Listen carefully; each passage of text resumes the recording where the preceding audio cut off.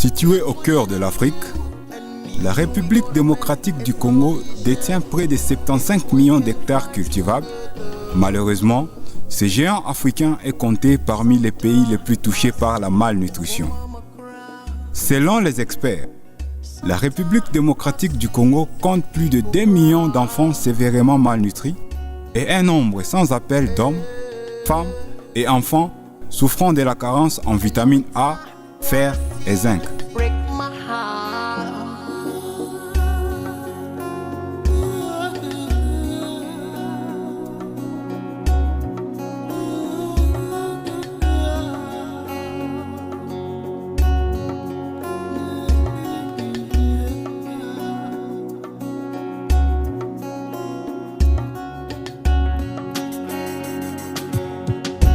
Harvest Plus est un programme du CIGR qui est coordonné dans le monde par le CIAT et l'IFPRI. Sa mission principale est d'éradiquer du monde la faim cachée, caractérisée par un apport insuffisant en micronutriments comme la vitamine A, le fer et le zinc. Arrivé en République démocratique du Congo depuis les années 2003, Harvest Plus est devenu opérationnel sur l'ensemble du pays à partir des années 2008 jusqu'à nos jours. Son bureau de la zone Est, qui s'occupe principalement des cultures des haricots et maïs biofortifiés, se trouve dans la province du Sud Kivu, à plus de 18 km de la ville de Bukavu, précisément à Kalambo, dans le bâtiment de l'ITEA.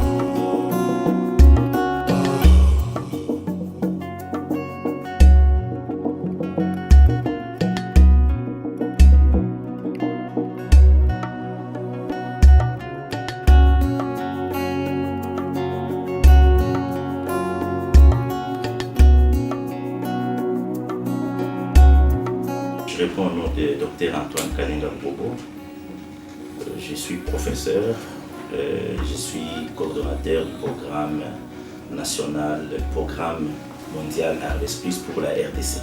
Pour combattre la malnutrition, Harvest Plus utilise un processus appelé la biofortification. Au niveau des Harvest Plus, nous mettons l'exergue sur la biofortification qui n'est autre que les procédés agronomiques passant par la sélection et l'amélioration des plantes qui visent à augmenter la teneur en fer, en zinc, en vitamine A dans les cultures qui sont plantées.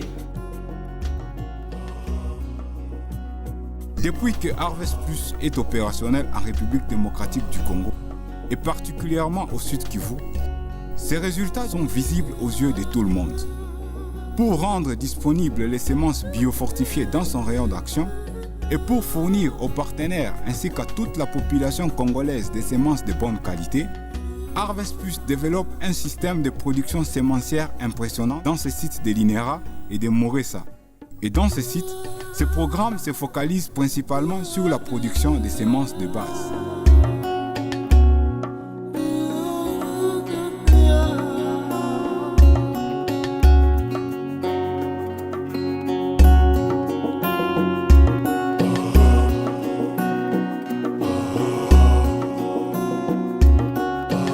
Retrouvons à la station de l'INERA Mulungu. C'est l'une des plus grandes stations de l'INERA pour la RDC. C'est qu'ici, nous mettons d'abord ces variétés dans les conditions expérimentales normales, ce qu'on appelle les essais en station. Et une fois que ces essais-là sont confirmés, nous allons passer à produire ce que nous appelons les semences pré-base et les semences de base. Par exemple, cette parcelle ici, c'est-à-dire après qu'on avait déjà fait les croisements, ce que j'avais expliqué l'autre fois, les hybridations, nous pouvons être en face d'une variété comme celle-ci, c'est une nouvelle variété. Alors nous constituons ce que nous appelons les familles pour maintenir que la variété est pure et que, comme vous pouvez le voir, elle est homogène. C'est-à-dire une fois que nous allons étudier tous les caractères là d'héritabilité, comment cette teneur en fer et en zinc peut se transférer des parents vers les fils de génération en génération. Dès que nous voyons que c'est pur, c'est homogène, nous nous déplaçons maintenant. Ça s'appelle une petite parcelle de purification ou de maintenance variétale. Ça, c'est la première étape. Et la deuxième étape, lorsque ceci a été confirmé, nous mettons maintenant ça dans des essais. Ici, ce sont les variétés naines, comme vous pouvez les constater. Parce que ce sont les variétés naines, ce sont les variétés nouvelles que nous sommes en train de constituer. Nous on les fait aussi pour les variétés volubiles. Par exemple, que ce soit les variétés non volubiles, une fois les résultats sont confirmés, comme vous pouvez le voir, c'est homogène, le rendement est bon, et la teneur en fer est là, il n'y a pas de maladie, ça résiste aux insectes, ça résiste au changement climatique, à tous ces paramètres-là. Il a un bon goût, apprécié par les consommateurs, la couleur des graines. Maintenant, nous passons à une autre phase que nous appelons ici des essais génotypes environnement. Alors, dans ce genre d'essais de génotypes environnement, c'est que nous prenons les meilleures variétés qui ont été sélectionnées, nous les mettons sous un autre dispositif expérimental et ils sont conduits dans les... C'est-à-dire, comme ces dispositifs ici, il est conduit dans plus ou moins 15 autres localités et les facteurs qui changent là-bas, c'est maintenant l'environnement. Ça peut être les sols, ça peut être les climats, ainsi de suite. Mais toutes les mêmes variétés sont faites. Alors nous allons comparer les résultats pour savoir est-ce que parmi ces variétés, il y a les variétés qui se comportent mieux dans un site que dans un autre. C'est après cela que nous pouvons peut-être passer pour voir, par exemple, si cette variété peut se comporter bien ici, hein, alors qu'elle ne peut pas peut-être bien se comporter à Calais. Bon, cette même variété ici peut se comporter bien à Walungu, alors qu'elle ne se comporte pas bien à Lubumbashi. Alors, avec tous ces résultats-là, maintenant nous allons constituer ce que nous appelons les petites multiplications des semences pré-base, avant de faire les semences de base, comme ce que nous allons voir ici. Et une fois que c'est confirmé, ça peut passer maintenant à des grandes multiplications. Sur les nouvelles variétés que Harvest a introduites dans ce milieu, ou au Congo, comme on peut dire, sur les variétés naines, nous avons la variété HM21 qui s'est adaptée presque partout, la variété RWR2245, la variété RWR2154 et la variété PVA 1438. Ça, ce sont les variétés que nous avons déjà données chez les partenaires. Pour Harvest Plus, les pratiques culturelles que nous utilisons, c'est le semis en ligne, comme on le voit ici. Nous faisons le semis en ligne pour faciliter aussi différents travaux qui peuvent intervenir après dans tous ces champs. Les différents travaux, c'est le sarclage. Si on fait le semis en ligne, le sarclage est aussi facilité. Nous faisons 3 sarclages.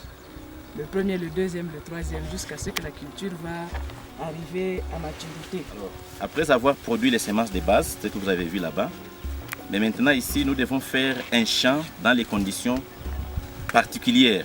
C'est-à-dire c'est comme une transition entre les champs de semences de base et la production pour voir comment ces variétés se comportent. Et ici, vous pouvez aussi sentir, comme je l'ai dit tantôt, les effets de la chenille. Tout ce que vous voyez, ça sont les effets de la chenille. Les effets de la chenille.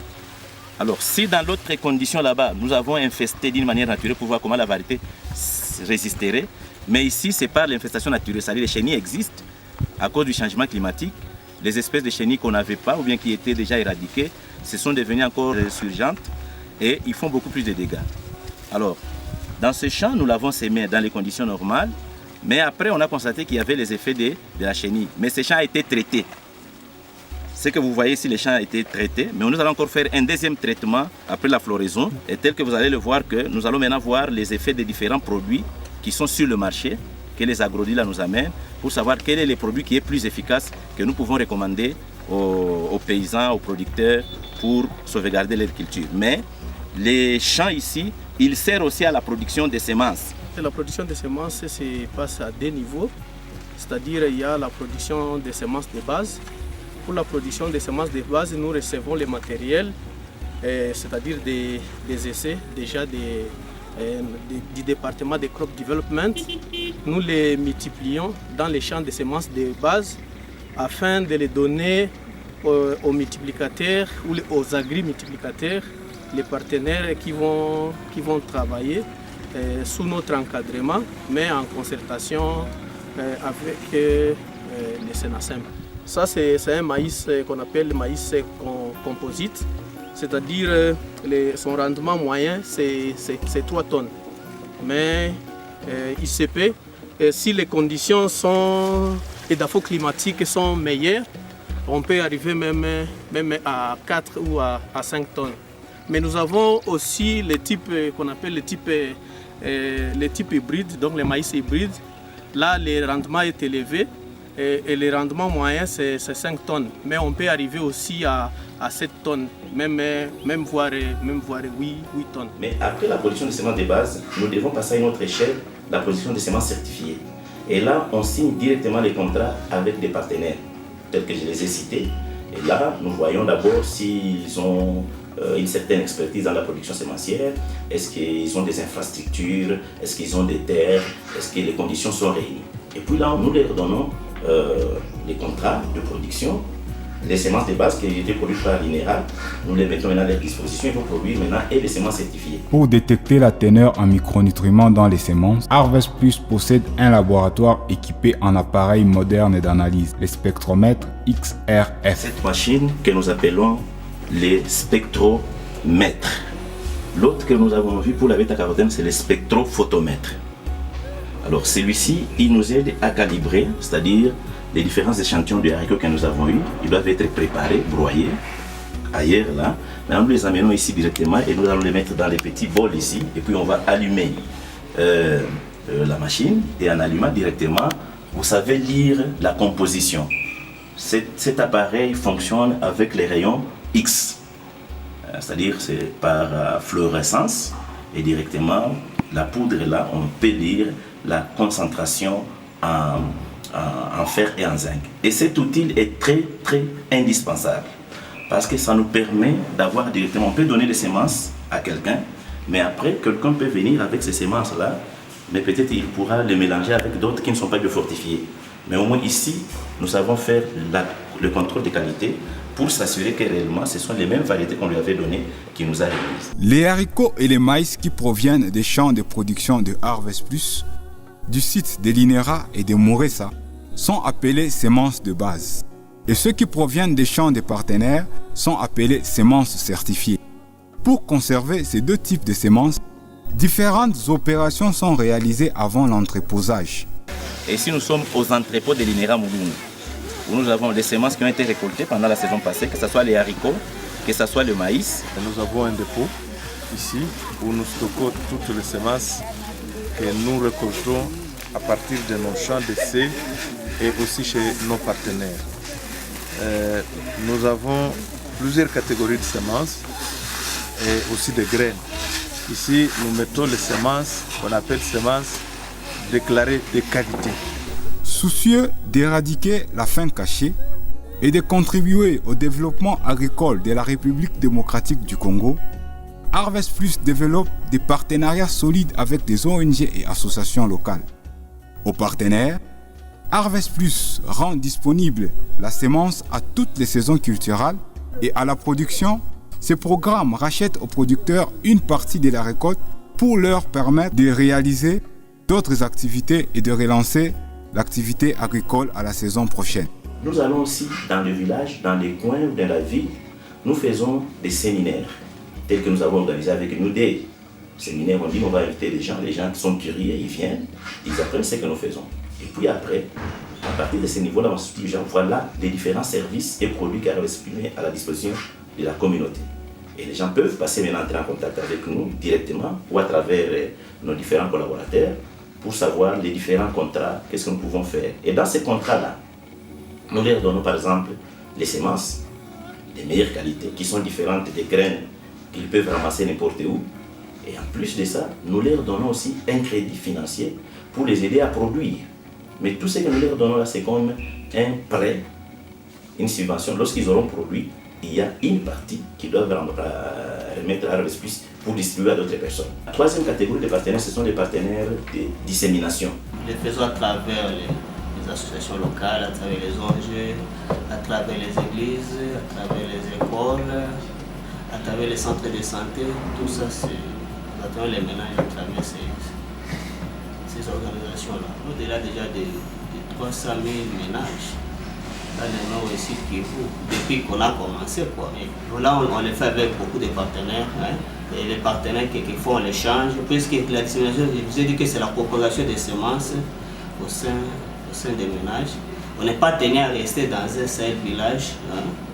Dès qu'on voit que ce village est saturé, on peut passer à un autre, ainsi de suite. C'est pourquoi on peut aussi changer les partenaires d'un site à l'autre. Tunakamata 1000 kilos ya dissemination ile tunaigawanya kwa wanamemba wa kikundi.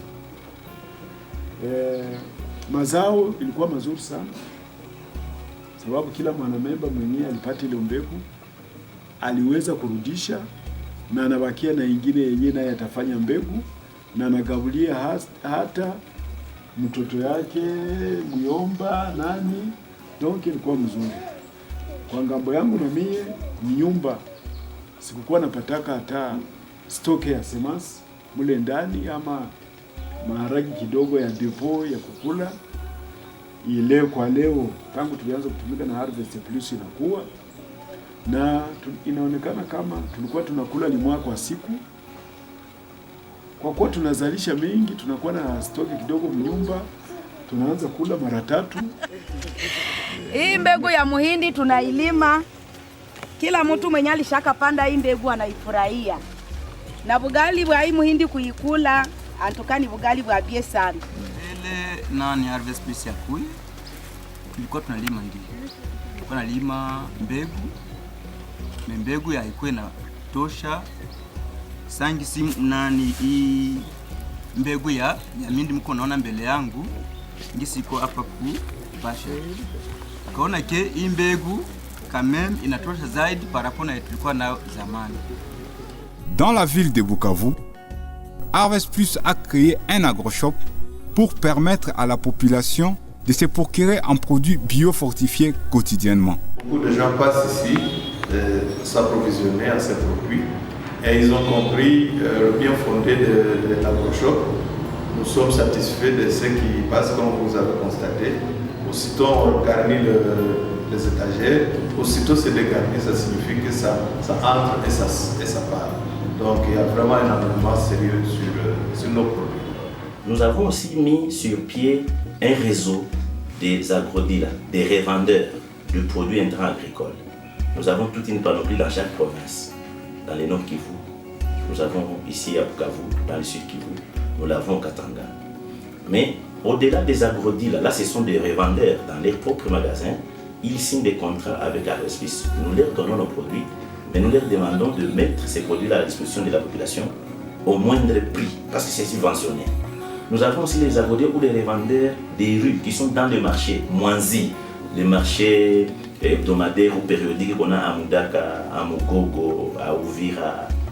Alors, dans le marché, nous avons aussi certains revendeurs qui ont un contrat avec Harvest Plus juste pour mettre nos produits à la disposition de la population. Sur le plan alimentaire, les cultures biofortifiantes ont joué et continuent à jouer un rôle très important dans la lutte contre la malnutrition en République démocratique du Congo. En effet, les haricots et maïs biofortifiés apportent au corps humain le fer, le zinc et la vitamine A, 3 éléments essentiels dont l'organisme a besoin pour son développement. Et actuellement, la grande majorité de la population à Bukavu, tout comme dans l'ensemble de la République, consomme quotidiennement ces aliments biofortifiés et les témoignages des consommateurs prouvent de la fiabilité de ces aliments. Dans les centres nutritionnels, Harvest Plus, en partenariat avec le Pronanut, a initié un programme de lutte contre la malnutrition avec les produits biofortifiés parmi les autres interventions. Nous avons commencé ici avec le centre de Kalagane. On a vu que c'est juste à 17 km de Bukavu vers une antenne d'ici. Mais si vous y arrivez, le taux de malnutrition est la plus élevée, je pense, du monde. Alors que les gens sont seulement à 17 km de Bukavu. Nous sommes allés avec les Pronanut, on a passé les messages, on a donné le produit, nous leur avons donné les semences.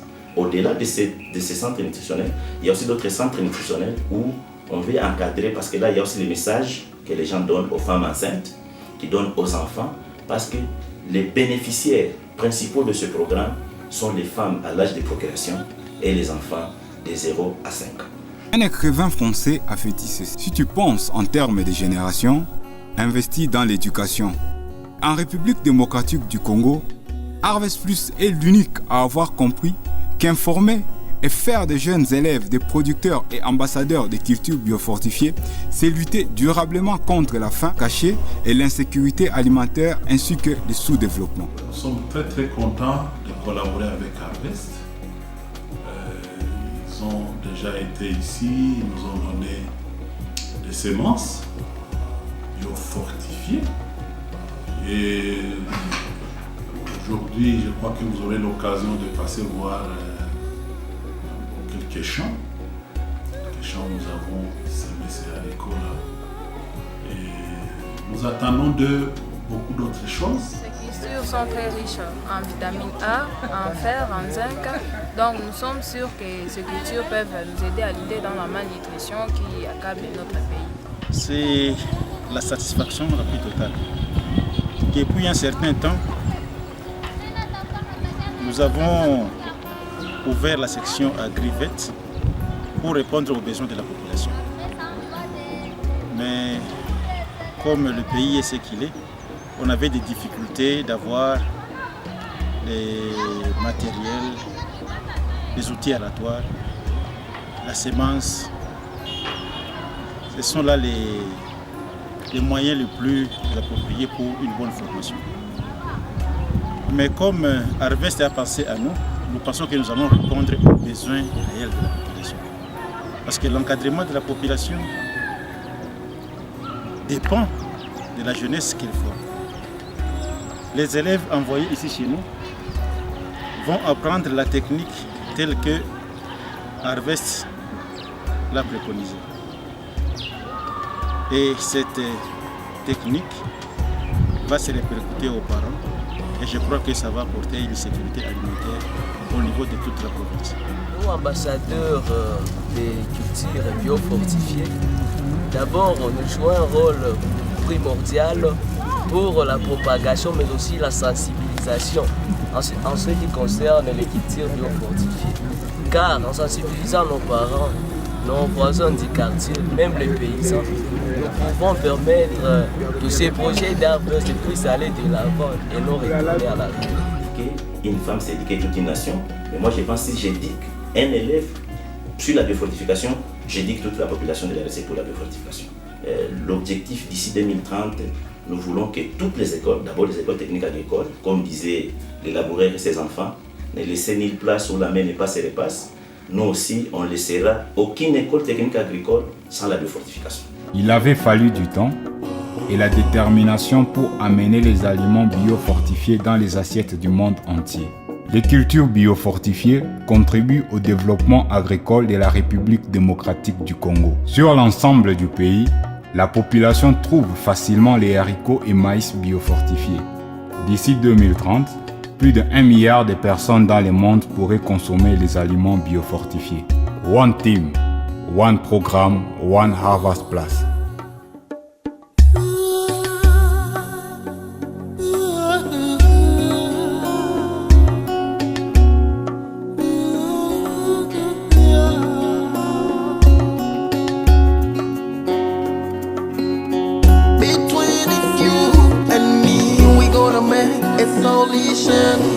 If we can fight together. Sometimes I see our mama cry. Sometimes I see people cry.